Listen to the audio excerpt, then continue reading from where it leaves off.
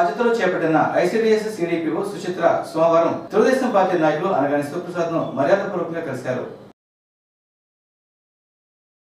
రోడ్లపై తిరిగే ఆవులను యజమానులు కట్టడి చేసుకోవాలని, లేని యెడల గోశాలకు తరలిస్తామని మున్సిపల్ కమిషనర్ కె సాంబశివరావు యజమానులను హెచ్చరించారు. ఈ సందర్భంగా ఆయన మాట్లాడుతూ రోడ్లపై ఆవుల సంచారం ఎక్కువగా ఉండి ట్రాఫిక్ కు, శానిటేషన్ కు అంతరాయం కలుగుతుందని, రోడ్ల మీద తిరిగే ఆవులను బుధవారం నుంచి గోశాలకు తరలించడం జరుగుతుందని, అందువల్ల యజమానులు తమ యొక్క ఆవులను ఇళ్ల వద్దే కట్టేసుకుని జాగ్రత్తగా ఉంచుకోవాలని మున్సిపల్ కమిషనర్ తెలిపారు. శానిటరీ ఇన్స్పెక్టర్ రామచంద్రరావు మాట్లాడుతూ గోశాలకు తీసుకెళ్లిన ఆవులు మరలా తిరిగి రావని, కావున ఆవుల యజమానులు తమ ఆవులను రోడ్ల మీద వదలకుండా ఇంటి దగ్గరే కట్టేసుకోవాలని తెలిపారు. రేపల్లె పట్టణంలోని ఆవుల యజమానులకు తెలియజేసేది ఏంటంటే, మీ ఆవుల్ని రోడ్ల మీద వదులుతున్నారు, వాటి వల్ల టౌన్లో ట్రాఫిక్ ఇబ్బందులు ప్లస్ శానిటేషన్ సమస్యలు వస్తున్నాయి. అందుకని చెప్పేసి ఆ ఆవుల్ని రోడ్ల మీద వదలకుండా మీ ఇళ్లలోనే కట్టేసుకోమని చెప్పేసి గతంలో కూడా నేను చెప్పడం జరిగింది. కానీ మీరు దాన్ని పాటించలేదు. ఇప్పటికీ కూడా రోడ్ల మీదకి ఆవులు వచ్చేస్తున్నాయి. కాబట్టి రేపు బుధవారం నుండి రోడ్డు మీద కనబడినటువంటి ఆవుల్ని గోశాలకు తరలించడం జరుగుతుంది. అట్లా తరలించినటువంటి గోవులను మళ్ళీ మీకు ఎవరు ఎట్టి పరిస్థితుల్లో కూడా ఆ తర్వాత మా దగ్గరికి వచ్చినా కూడా మేము కూడా ఏం చేయలేని పరిస్థితి. కాబట్టి ఆవుల్ని మీ ఇళ్లలోనే కట్టేసుకోండి, టౌన్లో రోడ్ల మీదకి తిరగనివ్వకండి. బుధవారం నుంచి పట్టణంలో రోడ్ల మీద అయితే ఎక్కడైతే ఆవులు ఉంటాయి వాటన్నిటిని కూడా లారీల ద్వారా గోశాలకు తరలిస్తాం. గమనించుకోండి యజమానులు కూడా, ఇప్పటి వరకు కూడా చూసిచ్చున్నట్టు వదిలేయడం జరిగింది. రోడ్ల మీద చూడండి, మార్కెట్ దగ్గర కానీ, శంకర్ విలాస్ దగ్గర కానీ, అదేవిధంగా ఈ ఓపెన్ థియేటర్ ఈ ప్రాంతంలో దాదాపు 50-60 ఆవులు ఉదయం నుంచి రాత్రి దాకా అదే పని మీద పడుకుంటున్నాయి. ట్రాఫిక్ ఇబ్బంది అవుతుంది, అదేవిధంగా పేడ అవనేసి శానిటేషన్ కూడా ఇబ్బందిగా ఉంది. కాబట్టి యజమానులు గమనించుకోండి, మీరు కనుక సహకరిస్తే మీ ఆవుల్ని మీరు ఇంటి దగ్గర కట్టేసుకుని ఏర్పాటు చేసుకోండి. మీరు సహకరించకపోతే చట్టపరమైన చర్యలు తీసుకోవడంతో పాటు ఆవులను గోశాలకు తరలిస్తాం. సార్ చెప్పినట్టుగా ఆవులను కూడా వెనక్కి పంపించే ఏర్పాట్లు మాత్రం లేవు.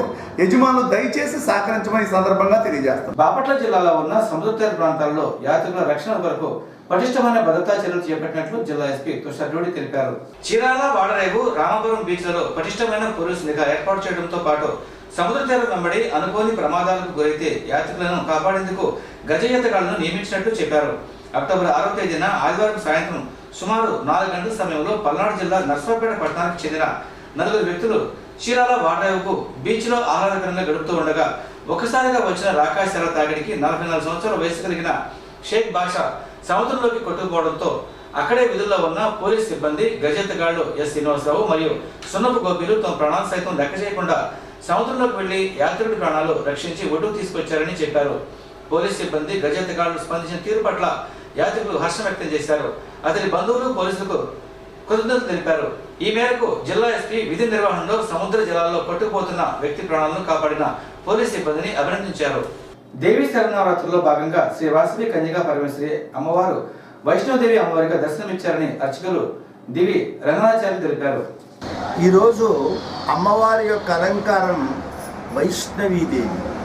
అష్టాదశ పీఠాలలో ఈ వైష్ణవీదేవి జ్వాలాయాం వైష్ణవీదేవి అన్నారు. ఇక్కడ పూర్వపరాలు ఒకసారి మనం సింహావలోకనం చేసుకున్నట్లయితే పరమేశ్వరుడి యొక్క ప్రథమ కళత్రం ఉమాదేవి, సతీదేవి. అంటే ఆయన దక్ష ప్రజాపతి యొక్క కుమార్తెను వివాహం చేసుకున్నాడు ప్రథమ కళత్రంలో. అప్పుడు ఏం జరిగిందంటే ఒకసారి సత్రయాగం చేశారు ప్రయాగలో, లోక కళ్యాణార్థం సప్తమహర్షులు. ఆ యాగానికి అందరినీ ఆహ్వానించారు. కొంచెం ఆలస్యంగా వచ్చాడు ఈ దక్ష ప్రజాపతి.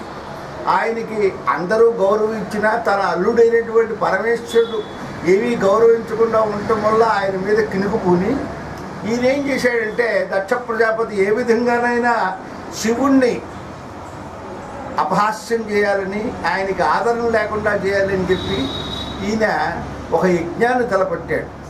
ఎవరు? దక్ష ప్రజాపతి కూడా.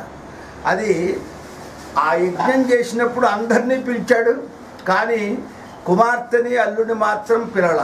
బృహస్పతి సదనం అనేటువంటి యజ్ఞం. అప్పుడు ఆ సతీదేవి అంటే ఉమాదేవి, సతీదేవి, దాక్షాయిని ఒకటే పేరు. భర్తతో అడిగింది, నేను వెళ్తాను యజ్ఞంకని, పిలవని పేరంటంకి ఎందుకని ఆయన చెప్పినప్పటికి కూడా నా పుట్టింటికి నేను వెళ్తానికి ఏమి అభ్యంతరం లేదని చెప్పి శివుడి మాట కూడా వినకుండా ఆవిడ యజ్ఞానికి వెళ్ళటం.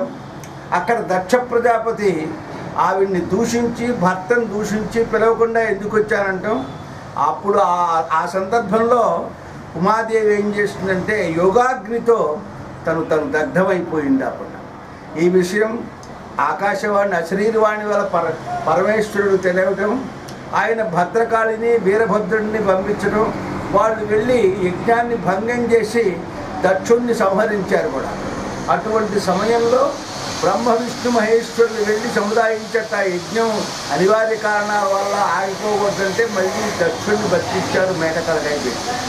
దక్షుడు తన యొక్క చేసినటువంటి పాపాన్ని తెలుసుకునేటువంటి వాడి పశ్చాత్తాపడి పరమేశ్వరుడిని ప్రార్థించాడు.